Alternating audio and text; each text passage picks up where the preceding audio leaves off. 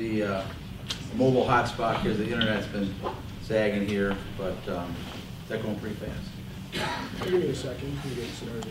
So, well, that's why I can go, just go to the PowerPoint and start talking through. One of the things I did is I have a DVD from Chris Ash. He's the head coach now at Rutgers, but I got this information when he was in between Iowa State and Rutgers. I spoke at a clinic that he was at, and he shared a DVD.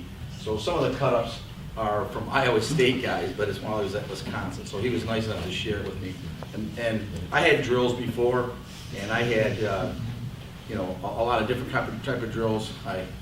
I grew up playing football with Coach Harrington in the 1970s, and he's still got a lot of his defensive back drills. And we run some of those, but one of the things that I learned is that if the drill doesn't go from your individual or your skelly or your team drill period, if you don't see it on the playing field, if you don't see it in a game, I think the drill's useless. So I can show you some of the things that we do and some of the sources that I got the drills from, but I would encourage you to, you know, look at where do I need help in the defensive back category, secondary coverages, their techniques, their tackling techniques, and maybe inefficiencies, and say, what type of drill do I need to do to improve that to make a difference in the game? So, and we talk a lot about that. Some kids have a hard time transitioning that individual drill to practice. When we practice, some have a hard time transitioning that drill from an individual drill to a game situation. So, you go to the next one. So this is, I'm going to go through our basic secondary coverages. Now, he's going to laugh because we do run 2 shell, we run invert, we run a 3 deep, we run man under 1 and 2 deep, but we run a lot of 0. I'm not going to lie. We run a lot of 0 coverage. We've had some phenomenal athletes since I've been coaching at Harrison, and you just try to take advantage of that. So anytime that I can get single receivers that are on the line as number 1s, you're going to get press man, because I can take those guys right out of the equation. If it's a 3x1 or things like that, I'll show you some of the coverages we do, and haven't got as technical, and I can show you what Michigan State does, because they tell you they run cover 2 read. No, they don't. They play 0. They play 0 coverage, and it's phenomenal how a safety can be at 9 yards, and they throw a bubble or a jailbreak, and he's down there making the tackle at the line of scrimmage. But let's go to the next one. So this is our base cover 2 shell. Okay, this is our offensive spread. So you got, and I know you guys don't see a lot of this, but you know, we do see a tight end a lot in the teams that we play. Now, our 2 shell is the two deep look. That if we get this in a game, I'm most likely bringing the 8th guy in the box, and I'm going to play 0 and play 0, or I'm going to play man free. I'm going to bring him in the box, and I'm going to play. The monster's going to take him on any route that's a straight up the field route or to the 2 receiver side. If he crosses the field on any type of a bootleg or anything, but our safety is jumping it, and then he's getting, you know, he's sprinting, get back to the middle and try to cover deep. So here's our cover 2 responsibilities and our run support. That's one of the reasons that I don't do this, is because these 2 guys are usually in man coverage, so I don't like the force from the cover 2 shell. But we do have it in our system. Base pass route. So if we're going to play straight cover 2 against 21 personnel, these guys might play jam. They're going to play the flats, and these guys are going to play half the field. But we don't see a lot of this in this set in the teams we play in offense. If they're in this set, they're trying to run the ball on us. So go to the next one, Coach. So if we get this and we're going to play zone, we'll play 3x3 or 2x2, and then 7x1, 6x1, depending on the speed of these guys, splitting 1-on-1 with the free safety. And we're either going to call a pre-called secondary coverage, so we're going to call a 4 strong left over here. So if we get, I think the next one is the run support. So this has got a force or flat, that's what he's playing. Contain or third out here, Right? He's going to be the cutback player, and he's going to be a third deep, and he's going to be a third deep or safety if the ball goes away. I don't know if the next one shows run support weak. So if we get run support weak, Go back to this. if we get run support weak, this is actually the guy that's going to support weak, because we make a call. So these guys, obviously, this guy can't get over the top of this if he's wide out. So he is going to run support weak late if he sees anything weak. So if you get a bootleg this way, we're not playing man free. Then he's going to take, curl to flat, but he's going to be late there. If we get a tight set, we get a tight end here, the corner is going to carry that post corner or that bootleg flag route until he calls them off, and then we'll be late to the flat if they run it up back in the flat. So that's why we do a lot of man-free coverage. All right, so the next one is if we're inverted pass drops, so there he's flat and he's not got the force, third, third, third. So it's a pre-call 3-deep rotation, and usually if we're in this configuration, one of these guys are going to inside backers. I'm always probably going to slam somebody inside. Okay, go to the next one. Pre-called cover 3, and if we get this configuration, this is my other flat defender away from the ball, we're probably sliding the front. Okay. So our base, and I talked about this a little bit this morning, and we count these guys, the edge and the rush. These are hybrid players. That's probably the hardest job to find, is these two guys that can play on the line of scrimmage and play pass defense and secondary. So they work with the DBs a lot. Sometimes when we do individual period, they'll go with the TNT if we're doing heavy run fits, but a lot of times they're coming with me and we're working on man coverage, zone concepts, single stun or blitz from one of these guys and rolling the defense. So in our 30 front, we're going to play, usually bring in one of these guys, the fourth guy, one of these guys, the fifth guy. So even if we line up in our 30 front, we're bringing at least 4, sometimes 5, sometimes 6. Okay, the next one, coach, is just man under 2 deep. We play a lot of this in a lot of situations where we get 2x2 and no motion, and we'll send one of these guys.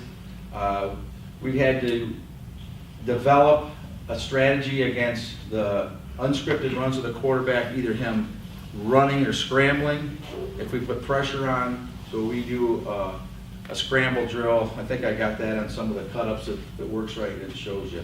Sure. If it doesn't, Jamil said he's going to provide all this to you with a huddle uplink so you guys can get all this information. And I've got tons of cut-ups on it. So we do play a lot of man under 2 deep, but we like putting pressure on the quarterback. So here's a man under 1 deep where we rotate. We might bring a stunt from one of our outside backers just to one side. So we end up playing man under 1 deep, and we do it from either side with the rush, firing or burning B gap. All right, have run this in the past. It's probably been 5 years since we've run it, but we still work it. We still work on it in Michigan stunt. These big tackles love it, right? Because they get the pass drop and they. When are you going to call it Michigan stunt? When are you going to call it Michigan stunt? But we don't run it a lot. We will if it's a really long down and we want to give them a different look instead of slamming, or bringing pressure off the edge. All right, so our secondary blitzes are pretty simple. Some of you guys might have saw a couple cut-ups that worked earlier. Some teams we will designate, depending on game planning, this guy's on a read blitz. So he might be up here and reading the tight end. If he's blocking, he's coming downhill to support the run. Even if it's not a run, it's a pass. Safety comes over late and we play man free. Corner fire, safety replaces, so we're still playing 0.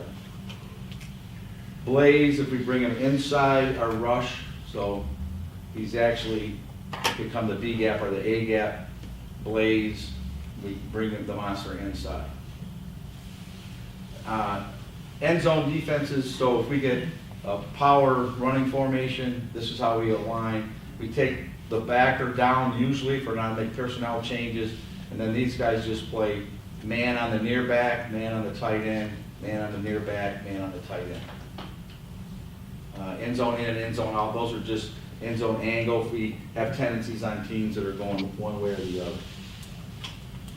So I know that was pretty quick, but I want to try to get to, is it up yet or? Which one do you want?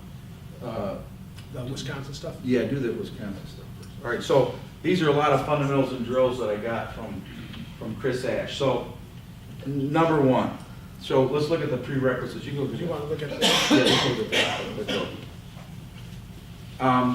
You know, they got to be fast. So your fastest, your most skilled guys. I don't know. Do you guys two platoon a lot still, or no? You don't have enough guys. Some guys do. Some guys. We play the best players. So typically, this year our one corner played both ways. He was our starting tailback, probably one of our best athletes on the team. And our other corner was very fast. Didn't have great ball skills. Incorporated him in the offense a little bit more as the season went on. But our monster, our strong safety, was also our swing back. When our quarterback played, he played free safety, and he played on defense. But normally this year we didn't play him a lot. So they have to have the ability to react. The quickness factor, I think, is more important than just flat out speed, depending on if they have good man cover skills. You have to develop confidence in them, and that's one of the things I talk to our kids a lot about. You're gonna get beat at some point in some time, but you've got to be able to recover from that. You've got to be able to play this play and then the next play. So you can't dwell on something that happened the play before. And that's a mental toughness. So you have to be not only physically in shape and tough, but you have to have a mental toughness. And we talk a lot about that in our football class and in working with our athletes year round, that they have to have the mental toughness and the mental fortitude to play great Hawk defense. I like to just read over quickly our team goals, because I did it, I think, earlier today, but we still, and this goes with denying long plays, they got to be good tacklers. They can't make mental mistakes. They always got to cup the ball and produce takeaways. So our goals, opponent scoreless. If I do that, all right, and we block a punt and get a safety, we could win 2-0, right, Coach? So his goals are to score 21 points. So under 100 yards rushing, under 150 yards passing, under 250 total. Recover 1 fumble, intercept 1 of 12. So if we got a guy that's thrown it 30 times, then we want to have at least 2 Oskies, 2 picks. No TD passes. You know, even if somebody gets burnt, we have fast enough kids that somebody can run them down. No runs over 20 yards. That's just a lack of effort and a lack of hustle. It takes no effort or no talent to hustle.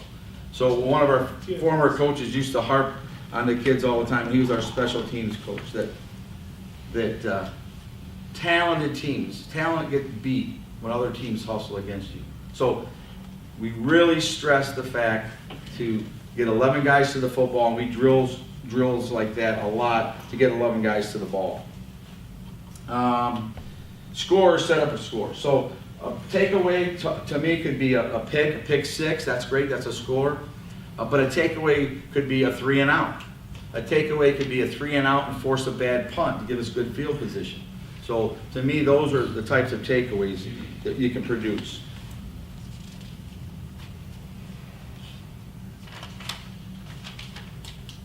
All right, you can skip that one.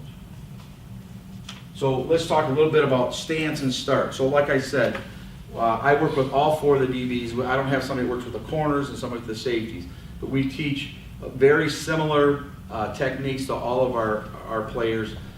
We don't press bail a lot. We play a little bit of cover 2 read when that would happen. But we talk about a great stance and what we want to have in a stance. Now, Chris Ash staggers the feet, okay? Michigan State, D'Antonio, they square the feet up. I try to square the feet up unless a kid is more comfortable with 1 foot being staggered. Being that I do a lot of press man coverage, I know at Michigan State, those schools, they square them up. I still am gonna play inside leverage when I play man coverage. But we work on these drills when we do 4 line drills and do, you know, defensive back drills and weaving drills and that thing. So you want to have the feet less than shoulder width apart. That's my philosophy. That's how we teach it. But have the weight on the inside, on the balls of the feet, Okay, you want to be very relaxed. All right, I tell them belly on the belt, the back straight, the back square. Okay, and if they're playing zone, eyes are on the prize. There's one football out there, so we have them align and have their eyes at the quarterback. If they're playing man, then they're going to be on the near hip of the man that they're playing man on. Back pedal, we do a lot of drills, back pedal, plant drills, and that type of thing. The start, so we talk about the start of how do you get out of the back pedal. You want to have a really good squared up back pedal. Arms should be bent at a 45, but relax when you're back pedaling, just like you're running. And we tell them hips to shoulders, hip to shoulders. We don't want really long strides, and we actually want to keep the feet as low to the ground as we can. So almost dragging the turf, So we don't want to take big, long, high arcing steps. So we want to stay low to the ground as we can. Tickle the turf. We want to keep the feet as low as we can. The other thing that we stress a lot is keeping the nose over the toes. Other guys say keep your shoulders over your hips, but we talk nose over the toes, eyes in the top of your helmet, and nice and relaxed, and we're reaching back and dragging the feet as we go back. So that's what we start teaching right from day one. Of course, a man turn, a zone turn, and the angle and the weave. So we do drills, and hopefully we can get some of them up. So we start them 5 yards apart, 4 lines of the 4 different positions, a half, a corner, a monster, safety, and we make them back pedal on the line, ball, turn to the inside, yell ball, try to communicate, get the verbal communication going. I don't know about your guys, but they're doing this so much that they don't talk to each other. All they do is this and Snapchat and text people. So getting them to verbalize in practice is hard. It's really hard. Getting them to yell, pass, ball, fire, alert your teammates that you have the ball now. That we do a couple different types of back pedal drills. One is where we have them just weave that solid 5 yard line. So we weave it, okay? We weave it. We're not trying to go way past it, keeping the feet close together, weaving that line. We also do a hip swivel, and this goes back to Coach Harrington's day when he taught me. We actually will swivel the hips and open the hips up and swivel the line, go right down the line, all the way down. We also do a drill where we man up with the guy, and he will go at 45-degree angles crossing that line. So we will hip swivel with him, plant, hip swivel, plant, and then he would put a burst, and then we try to stay on his hip.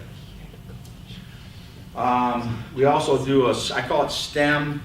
Chris Ash calls it weave. So we would start on the 5 yard line, 5 yards apart, and we will stem in a back pedal to the next 5 yards, and then get in the back pedal and back pedal straight. So if you're doing some zone coverages where you still want to keep outside alignment on somebody that's outside releasing, we would stem and be able to get outside of him so I can see the receiver but still have my eyes on the quarterback.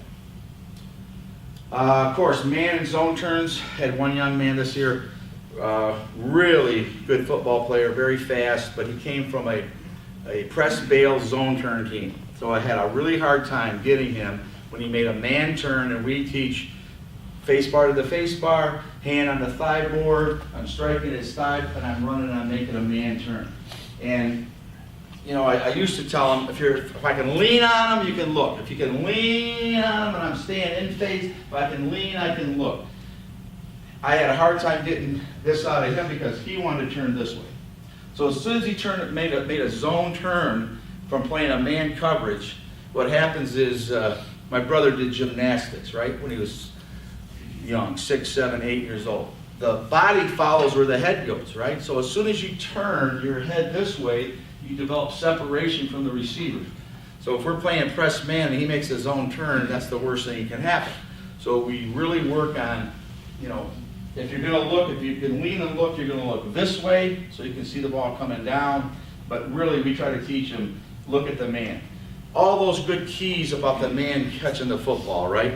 His hands start to go up, his eyes get big, his pupils dilate. So if you're looking at his face, you can see those things. And there's drills you can do that. The Purdue drill and things like that we have on tape here. All right, breaks. We have turf, it's great. We did play some playoff games on grass this year. So we teach the T plant when they're breaking. Okay, so we want to plant the foot at a T and break when we're breaking up, like a pass drop, and then we're breaking up to the run. So we do those drills where they back pedal, plant, and come right back up the line. We do them where they plant and break at a 45. All right, so that's planting and breaking up. When we're going to make a turn on the break, we really stress on, if I'm going to turn and open up this way, I want to start that by this foot at a 45 to get my turn started, right? Get that turn started, so as you're backpedaling, work on that much of a turn with that front foot and opening up this back foot, throwing the elbow and open those shoulders up and opening the hips up. I don't like the bicycle cut. Some of our kids still try to do it where they're breaking and they're coming up like this. Not a lot of the turf is in the cleat, and therefore they slip. Icy conditions, dirt or grass, you get a lot of that. So we really teach to plant that foot in a T and come back downhill. Stressing nose over the toes, because we don't want to be up here and have to plant and recoil and then come back to a good football position. All right. Probably can go to the, yeah, go past that. Video? Yeah, try to get to, I just want this one video to run, go to the my 4 line. This you guys can see, it's some great back pedal drills. He does a back pedal box and, yeah, go to mine. And a lot of those they're shot really high up. When you guys watch them, you'll see a big difference between that technique and those kids. Those are, you know, Division I college kids. But this is what we do starting day one. I think this is the first defensive day of double sessions this year. So we have just helmets on and we have jerseys on. So Coach Arrington and I are trying to watch, and they're just trying to weave. A guy with a knee brace, backup quarterback, not very good. So we're looking at how close are they to the line as they're weaving. Are they staying in a good football position? Guy in the middle there got his hands too low, needs to have him bent at a 45 and moving like he's running. So we'll then point these things out to them as they're doing the drills. So first one we do is just straight back pedal. This is a weave one. And this is like a 5-minute clip so we can see the different ones. So I'm teaching this drill for the first time because I've got several underclassmen. So this is the stem, and you want to get back to the line and then turn. So not looking on speed, so you see the guys with bad techniques like this guy right here, you know, leaning back too far. Then I have to bring them back the other way so they're stemming the opposite way. So try to watch the arms, try to watch if they're staying nose over the toes. We do this every Monday and every Wednesday, so very lazy, tall, straight up, not bent over. We talk a lot about Z's in the hips and knees rather than being a waist bender. So I don't want to be a waist bender, I want to be in a football position. I want to see Z's in the ankles and knees. I think the next one here might be a plant and come back. But I'm teaching it to them first day. The green shirts, okay, are juniors, and you can see we don't have any 10th graders or red shirt, and blue shirts are freshmen. So that's just a back pedal 45 in the baseball term. We do use that term and that terminology. I call it roll around. A lot of people call it center field or baseball turn. All these drills we do with no ball, just to work on their technique of their back pedal drills. Okay, now we're going to do the plant and come back up. So I'm looking for here, when they plant and come back up, because we play a lot of teams, we have to double fist teams. Are they winding up? Are they keeping their, you know, he didn't plant his foot at a T, did a bicycle cut, he fell down. This is 90 degrees, dry turf. Okay. Or is he coming straight back up the line? No, he's angling off. So just trying to teach, you know, pass, run, made a little bit T there, not bad, but he's kind of tall and was too tall on the drill. Now they're gonna go to 45. Of course, he was paying attention, all right, went the wrong way. It's amazing, it doesn't happen to you guys, I'm sure, you know, like the guys at the end of the line, they make the mistake, you know, the first group did because they weren't paying attention. It happens all the time to us. The focus is probably one of the hardest things in today's kids, I think. Just getting them to focus. They did better with the T-plant there on that guy. No T-plant, stumbled. Baseball player. Pretty good plant there. So now we're going to work on, we do a post 45 drill and throw the football. Try to throw the ball up and getting the kids to learn and concentrate on going up for the football, high pointing the ball, catching it above your shoulders. Be surprised how many guys you see here just wait for it to come down and catch the ball. So really stressing here, just the post back pedal and getting to a post 45 angle for these guys and high pointing the ball. Those two groups did it pretty good. Then we go the other way with it.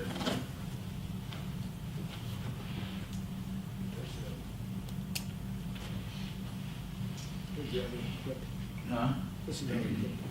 The other clip is a tackling drill. So we progress from this with no pads, helmets, to full pads. I think there might have been at the end of one at ankle ISO. This is the next clip. Probably going the other way. Going the other way. Yep.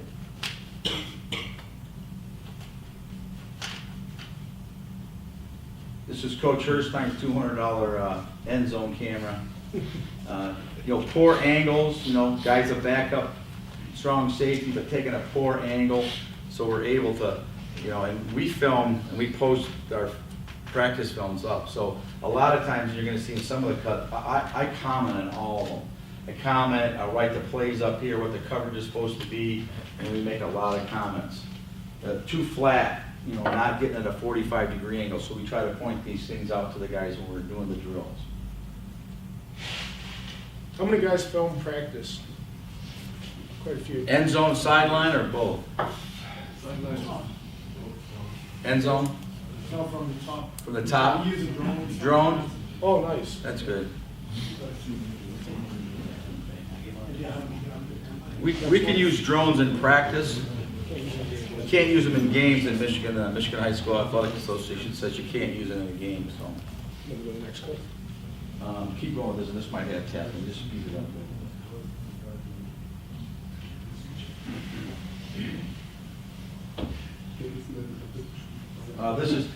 This is a back pedal plant drill, so I'm looking for, are they getting at a 45? Are they planting a good plant? Are they before the turn, are they, you know, 45 in that foot? Are they getting a good drop? Are they making a nice T-plant? Are they staying over, nose over toes? Are they up tall? Are they too high? Are they rocking forward? Are they breaking good to the ball? Go to the next one on the series. That's going to be the ISIS tackle.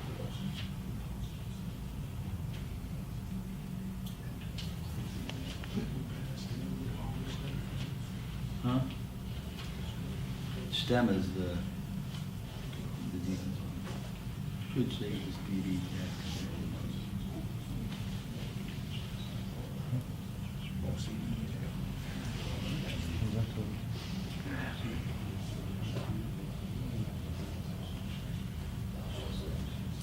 So day one, and hopefully this one's coming up unless it was in, huh?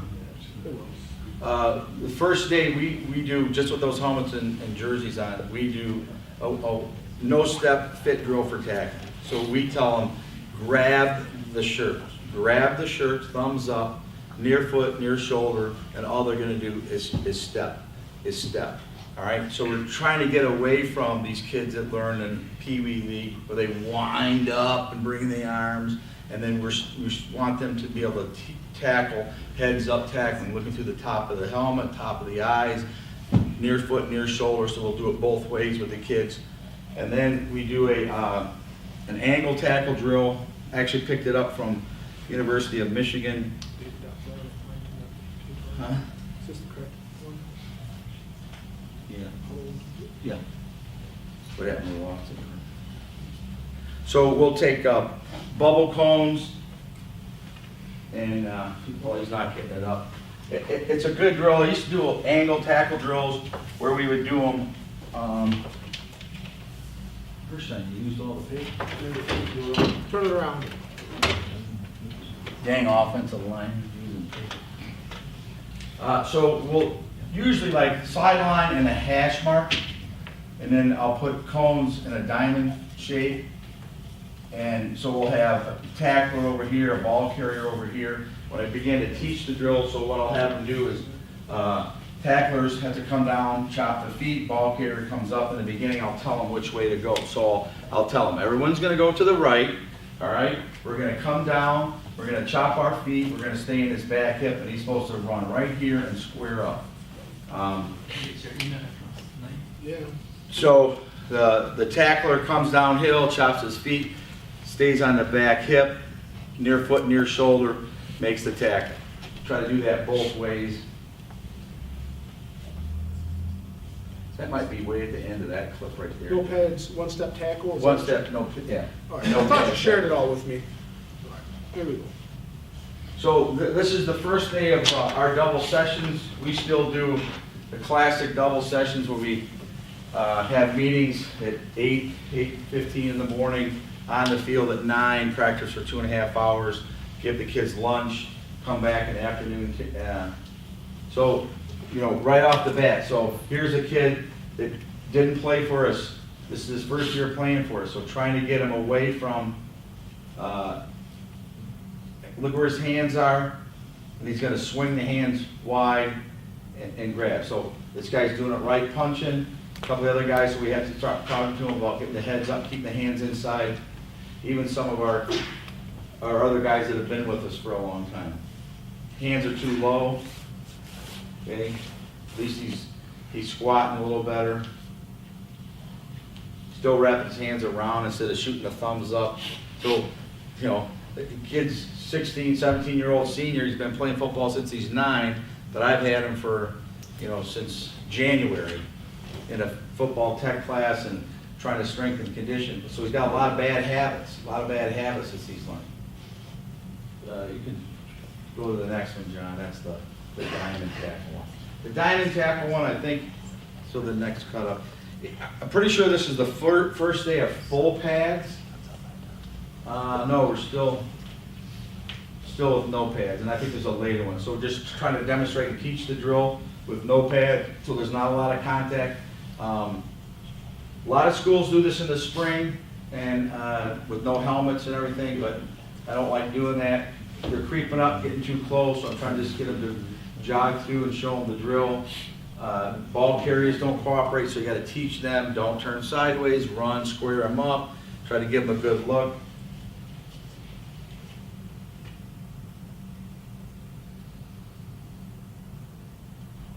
So we start them out with just a one-step shuffle.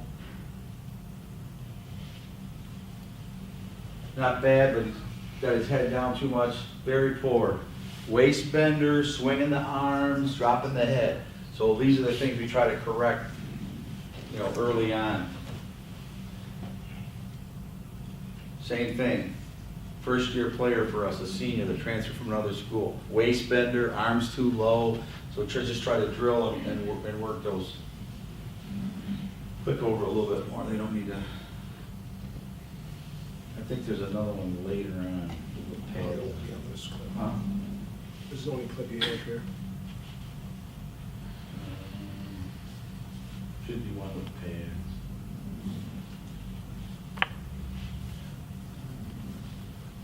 All right, just go just to the ones that go up. There should be DBs, the Purdue drill and those. I'll show them those. Hold on. This is 45-minute session. What I got left, Bob? Yeah. I got about 20 minutes left. Huh?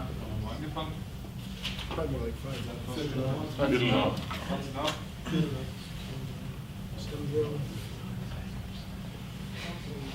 Is it the sprint? Is it the? That's offense, scramble blitz.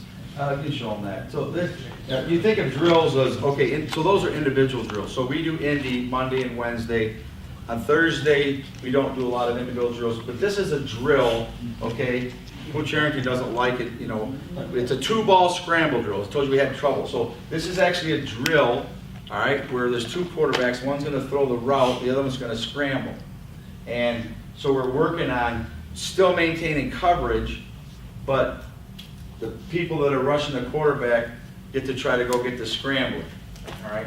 Sometimes they got confused and they go after the guy that's throwing it and let the guy that's scrambling go. So 4 or 5 years ago, we started seeing teams that got a lot of pressure on the quarterback, and he would maybe look at his number 1 read and he would go. So we spy a lot. We spy the back and the quarterback.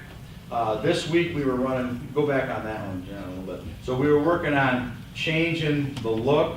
So from a 3-stack and then stemming, showing a stunt, a mug stunt, then getting out of it to play man. And then some of these drills were, okay, then we're going to get out of our mug stunt, and then we're going to come with an ear fire burn or something, or an inside backer stunt. So this is not a team full contact segment. It's a drill that we drill on how to contain a scrambling quarterback, how to contain and spy a quarterback. So it's not, you know, full go with the lineman. It's not supposed to be taking down the receivers and sacking the quarterback. This, go back a little bit on that. So this one is where we're sending an ear fire, and this guy's replacing, so he's got to peel to that back. So one of the things that I've noticed is if we don't do it in practice, and practice this scenario for a game, that guy might miss that in a game and not see that back and forget to peel on him and not cover when we're sending somebody, you know, that usually would cover that back peeling out. So that's why we developed those drills into the practice schedule. I wanted to point out something, the guys, that's our soccer team at the other end. We only gave them half the field. Yeah. I wonder about us. I mean, There's a soccer goal. I love the soccer goals. You know what they're great for? They're great for pass catching drills with your receivers. You know, we got guys that drop a lot of balls, so I run all my pass catching drills right in front of the soccer net. So when they drop it, it doesn't go too far, and they don't get it retrieved and get back to the quarterback. So. All right, yeah, but just show them the stem drill. So this is another drill. We actually did this against very good opponent that we beat them. We got shut out by them. We beat them. We've had tough games with them. Coach Harrington was telling the Raiders coach, you know, about, I don't know, 5, 6 years ago, one of our good athletes, he tapped out of a kickoff after he scored and went up and took himself out, and they ran the kickoff back right where he was at. So don't let your guys tap out, right? Don't let them tap out. Put your best guys on kickoff and kick return. So this was a drill because we were going to give them multiple front looks and shift late, because Oak Park High School, these guys would actually come to the line, they wouldn't huddle, big 300-pound lineman, and they'd just start pointing out who they're blocking. So we'd wait for them to point out, then we'd stem and try to confuse them. And it worked out pretty good because we beat them this year. There's one clip in here, I think, where there's a misalignment. Did you go back up? That one right there, John, was misaligned. Huh? That one there, John, was misaligned. Was it? Well, there's one where there's a backers are misaligned. So I hate misalignment. So what I've noticed, if we can do some of these drills in practice and then catch a misalignment and say, all right, you were faking a mug stunt over here, but you got to cover number 3 over there. What are you doing over here? You got to identify the formation. So I'm going to fake the stunt from over here and let somebody else fake the stunt from over here. So I got to get to where I'm supposed to get. And then we do this. This is our linebackers coach or myself making comments. I don't know if you guys do that film your practices. That we make comments, send it to the whole team, send it to the front 7. We do skelly passing, we do perimeter. Oh yeah, this is. Did you see it back there? See what those people were?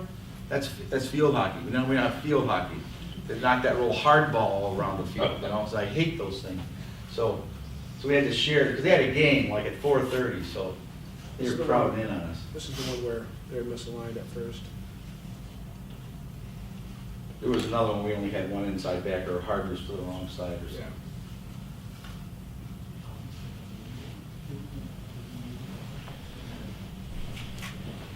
Okay, another, kids who are misaligned, what are you doing late over here? Supposed to be man free, so this guy's supposed to be here.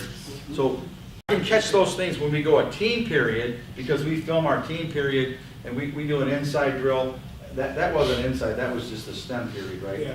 So we do an inside This is drill. inside drill now. Huh? This is inside drill now. Okay, so on Wednesdays, our big Still collision STEM. practice day, so we do an inside drill. Sometimes we use the Still STEM DBs. with this. Huh? We're still stemming it here. We're still stemming in it, but it's not, just.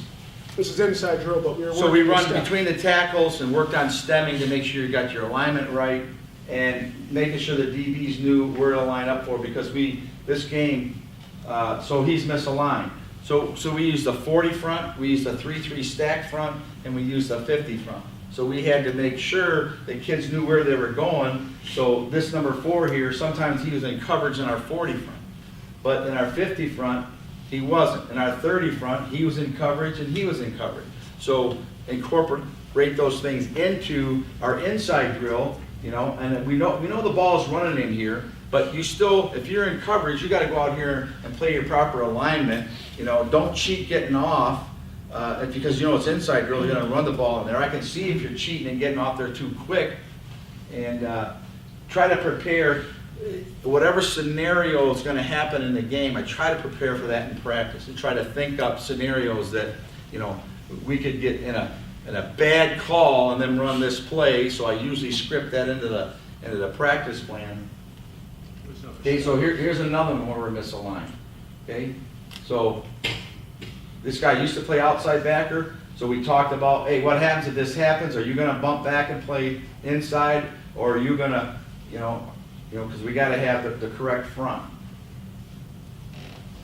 Rather have it in practice when I can correct it on film than in the game and be misaligned and have a gap open, or somebody in 2 gaps, or those type of things.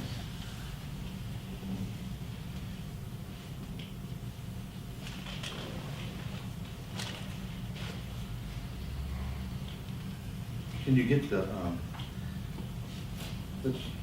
did I put the DVD in there? I don't have a DVD. I wanted to show you some of those, huh? You don't? What did I do with that DVD? It's inside drill. It's in your notebook. Yeah, I know, but I don't see it now. Can we hook this laptop up, or is it worth doing?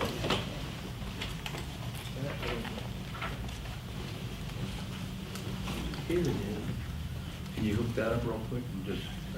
Okay, so this is a DVD of some different secondary play over the years. Huh? I got it written down. Who knows the Mills password? BP something. Wait, Huh? don't give it all away. Right here. You guys want his internet password? No. You can charge stuff on his credit card. Yeah. He did let me use his mobile hotspot when I was traveling in his car one day, so because his car Wi-Fi sucked. Because it was a fix or repair daily car. You guys know what that is, don't you? He does. Ford, fix or repair daily. Not first on race day.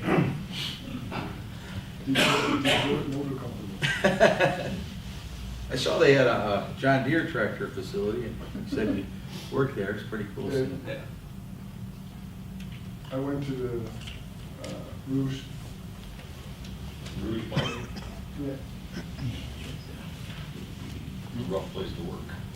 Rough place to work, but I did that back in the day. You went to the Rouge plant, didn't you? Yeah. Together with on my staff, he showed me that's the work for Yeah. 14 and 30 years. Yeah. He showed me the, they do that 150 years. Yeah.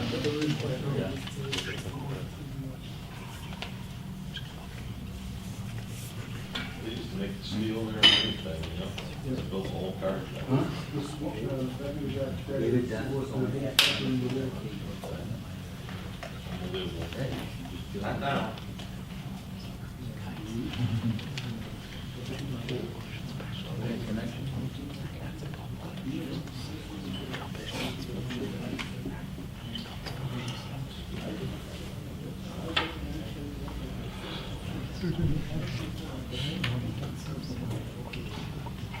think I got about 15 clips here, and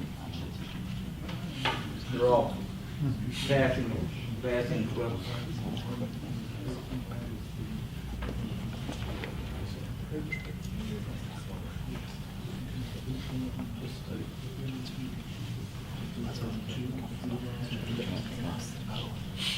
All right, so the first one here, this is actually played at Eastern Michigan, a game, and they got a 2x2. We're in a 30 front coverage.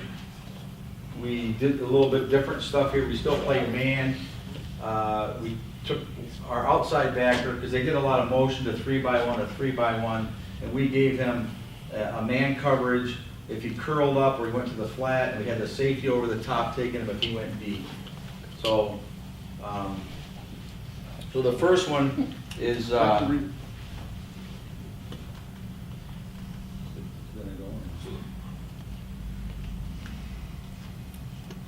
just let it roll when you get it. It's coming real slow. I don't know why the DVDs.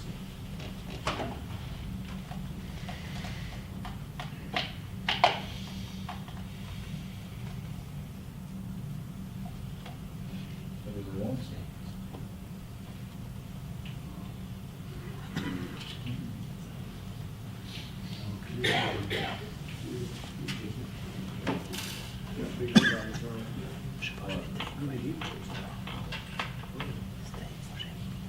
Oh, that happened before because Ich habe das alte Feld.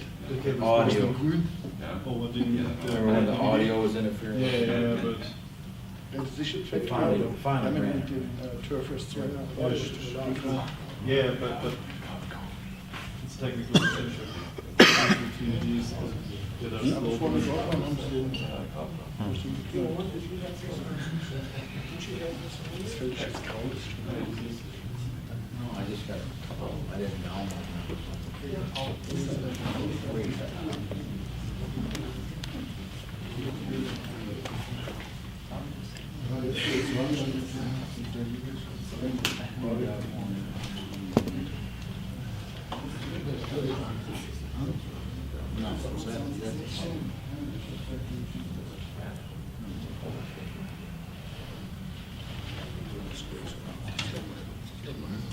Go all the way down. There's a few.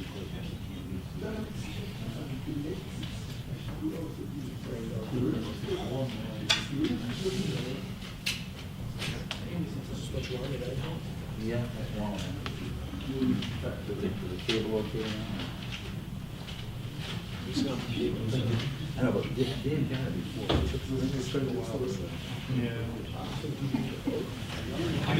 Because there was audio.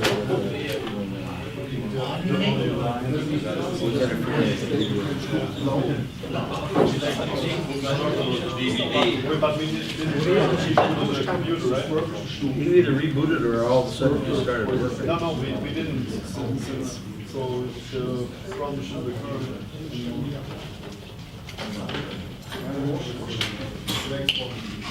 Emil, how much time do you have? Normally it's 5 minutes over. 5 minutes over? But it's okay, we still have 10 minutes. Or we can do a little bit later. I'm next, I can wait. Okay.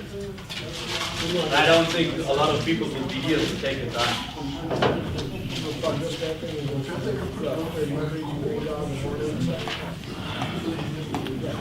Apologize about the DVD. If it was the old days, I would have probably come with about 50 copies of this, because we do have a burner at this